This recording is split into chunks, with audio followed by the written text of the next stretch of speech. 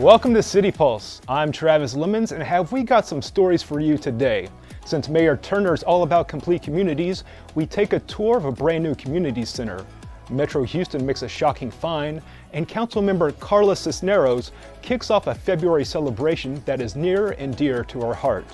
But we start by getting down and dirty, while also spreading environmental awareness. I have a lot of energy, and I feel like we just need to get all these trees in the ground. Today, we're celebrating Arbor Day, and we've done this since 1986. This marks the 37th annual Arbor Day celebration for the City of Houston. It is a very important part of our jobs as Mayor of the City of Houston to ensure that our urban forest canopy is preserved and to call attention to the benefits of trees, such as cleaner air, cooler temperatures, and healthier residents. For 37 years, Houston has been designated as a Tree City USA by the National Arbor Day Foundation. There we go. It's really great when we come out all together to help the environment, help the earth. It's like a tradition for us. We've been doing it for about 14 years now with our school. I grew up here and I'm raising a family here, so excited to be planting some trees for their future that they can enjoy.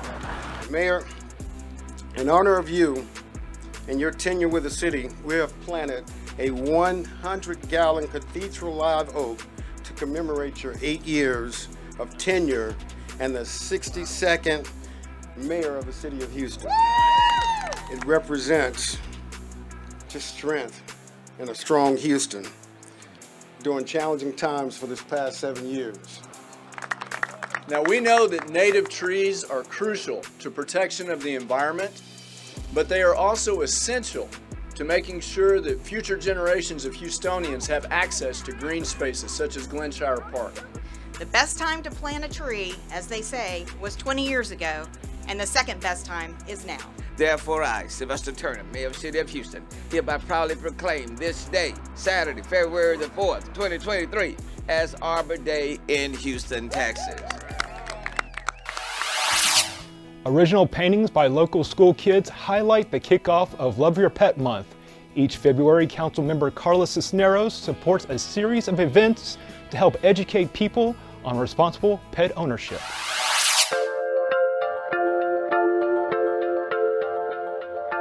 February is the beginning of puppy and kitten season, so that's a really good time to talk about what we can do to be responsible pet owners. How you doing? Your children are helping to spread that word by shining a light on the importance of being a responsible pet owner, and they did beautiful work. My name is Elijah, and I do the snake.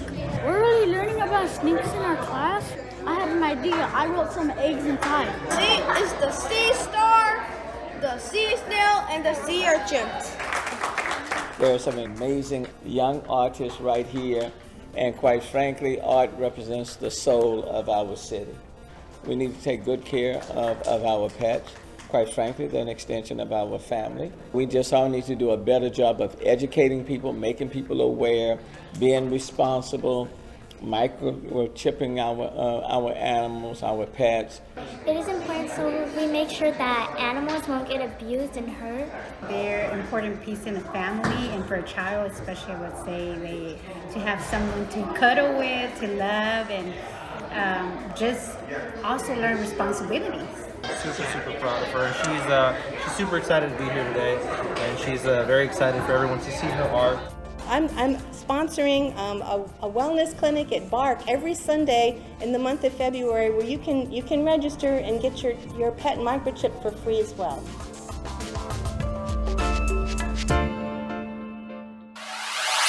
The children's art exhibit will be on display at City Hall through this month. As a reminder, February is also International World Spay Month. Help control pet population and have your pet spayed or neutered. Switching gears, here's a preview of Podcast Architects, a new segment that will be featured on the next episode of City Pulse. How has your corporation aided in, say, the economic recovery and development here in the city as recently? Really, it was to get people back moving again. Once the authorities and the government said that people could move around again and start gathering again, the pandemic really did have a devastating effect on what we do. We're about people gathering, traveling, hotel stays, things of that nature. But really, the visitor economy for Houston is a multi-billion-dollar enterprise for this city. It employs thousands upon thousands of people, not only at hotels, but at restaurants, the whole hospitality community as a whole. And so our job at Houston First is to create value, is to bring people here, have that ripple effect throughout the economy of creating economic impact so that we can have an even healthier economy than what we have.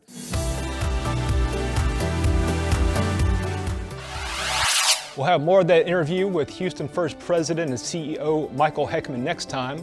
But when we return, Metro comes across a grave mistake and Sunnyside gets a destination venue.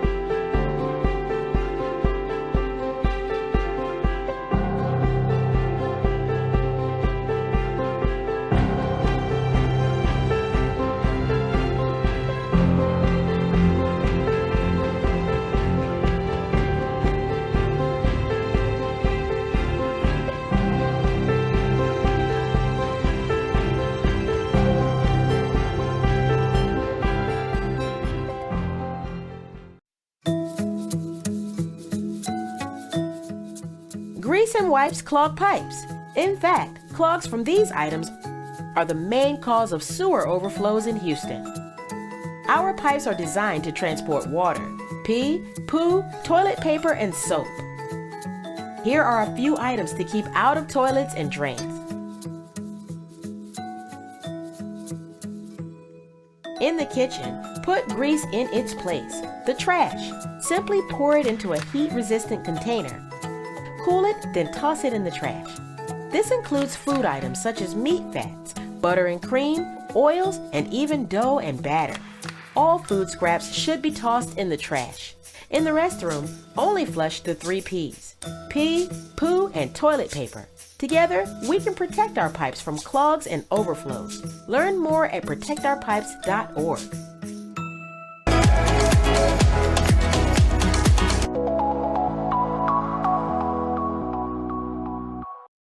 Welcome back. Recently, Metro was in the planning stages to improve the drainage system at Tidwell and Market, but they made a rather shocking discovery. 33 graves were found underneath the esplanade, and crews discovered the remains of 3 people in those graves. Evergreen Negro Cemetery is the 3rd oldest African American cemetery in Houston, and at one time the site was owned by one of the founders, 5th Ward resident, businessman, and former slave A.K. Kelly. In 1960, the City of Houston first expanded Lockwood Drive with the installation of this esplanade, and the work split the cemetery. And then when Lockwood was expanded, the city agreed that all of the caskets, those who were buried here, interred here, would be relocated in the cemetery on both sides of Lockwood. Recently, by Metro, during the planning phase of this new project, it was discovered that not all of those bodies had been removed in the esplanade. The discovery of human remains in this median along Lockwood during the planning phase of this project now gives us an opportunity to properly honor all those who came before us and bear witness to the extraordinary contributions of African Americans who once called this area home. We are here because this mayor, Sylvester Turner, fully cognizant of this being Black History Month and fully cognizant of the fact that the people who are buried here were disrespected when they were alive. So Mayor Turner, thank you for being the person that you are. NRG Stadium has been home to several epic sporting events, including the Super Bowl, Final Fours, and in 2026, the FIFA World Cup. But in less than 10 months away will be the College Football Championship. The National Championship Trophy. Houston knows how to put on a big event. There is no other city that can compete with us in putting on big events. And then on top of that, we are just a friendly city. Houston Mayor Sylvester Turner is met with a round of applause as he addresses a room full of leaders who were instrumental in bringing the 2024 College Football Championship to Houston. And let me tell you, we will host it right. Bill, it will be like none other. So much so that, Bill, you all would just want to come again and again and again. Although the championship game will be the huge draw, Houston Committee Chair June Dedrick says the committee wants to capitalize on this opportunity by stimulating Houston's economy as well. This is an opportunity for them to contract with different suppliers for the game. There are so many things that are needed for the game. Food vendors, security, printing, all kinds of things. And so it's an opportunity for any small and minority businesses to come in, learn about those opportunities, and actually get some subcontracting opportunities here during this period. In addition, the Extra Yard for Teachers program will be implemented to help serve area educators. Host Committee President Chris Massey says $1.5 million has been allocated to help address the needs of teachers throughout the greater Houston area. And so we're very much along the lines of coming up with a strong strategic plan to create professional development, enrichment, recruitment, and retention opportunities for teachers right here in our community and teachers that may very well want to come into our community to teach. And so that's what we are setting forth to do with the foundation. For a mayor who's hosted many national sporting events, this process is just the latest footprint under his administration. We take great pride in putting together great events, but more importantly, we just take great pride in being hospitable. That's just the Houston way. For the City of Houston, Office of the Mayor, I'm ShaVonne Herndon. That's going to do it for me in studio, but the best way to put a bow on this episode and call it complete is by cutting a ribbon and touring Sunnyside's new Health and Community Center.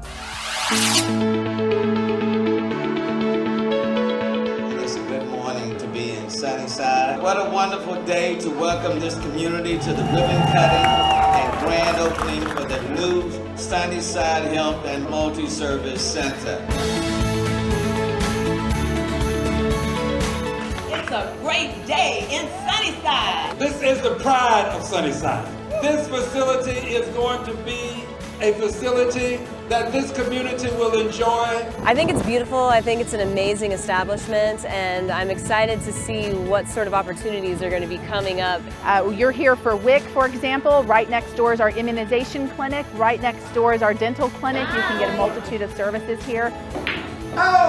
This is another one of our destination venues. Just so very, very excited. The people in this community are so worthy of these services. I hope that everybody will come out and take advantage of them, especially our seniors, because they really, really need places to congregate and to be able to get health services. We believe in what's right. This health director will help you. That's what Sunnyside is about. It gives places for children to come, where businesses can come, where people can come and have camaraderie and have community, and that's always a good thing to have. I think this is a great gathering space, a very welcoming and beautiful communal space. It's just going to be phenomenal for the community, kind of a one-stop shop. I'm really excited about the senior dance parties. That was really fun. We are very, very proud of what's taking place in this building, the architect, the design. This belongs to the people of Sunnyside. So if you are a member, if you are part of Sunnyside, give yourselves a hand.